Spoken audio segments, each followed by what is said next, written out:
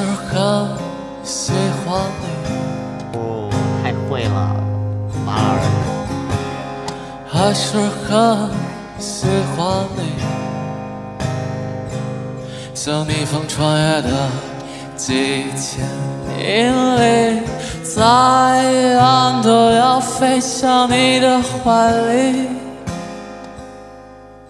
想抛下世界与你在一起，除了你一切都不在我的眼里，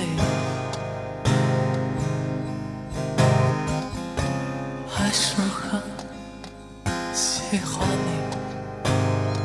因为我是南过来的，我在音乐上基本没什么人给予我过很大的帮助。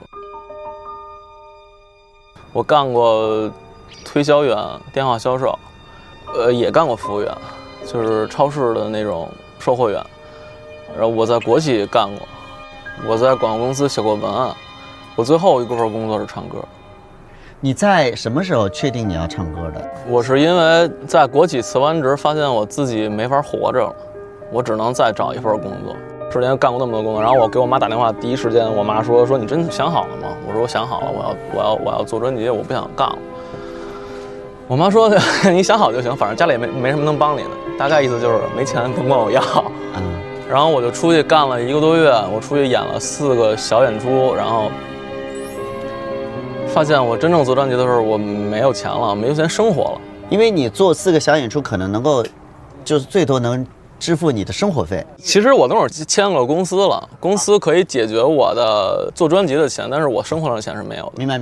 我只能找了一份广告公司文案，因为我之前不是写文章嘛，后来就拿着那个给人投稿的东西，我说你看我这个杂志上刊登过我的东西，然后人就录取我，干了3月。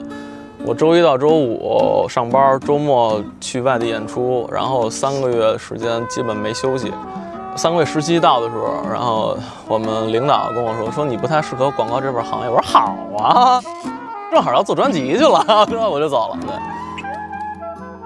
所以你的这么多经历下来之后，当你遇到跟你一样可能有音乐，就是在这方面有一些想法，而且有一些才华的人，你就希望你可以做那个时候你需要有一个人可以帮你一把，你希望做那个。我是希望他们有一天真的不靠我，能靠自己的音乐活着。那这一段时间持续了多久呢？有3个人里有1个人可以了。哦，太好。我想让他们好好的先做自己，再做音乐。我到现在为止我是独立音乐人。懂。哎呀。不好意思啊，给人聊长了，你说什么呢？不好意思啊，不好意思了啊，不好意思。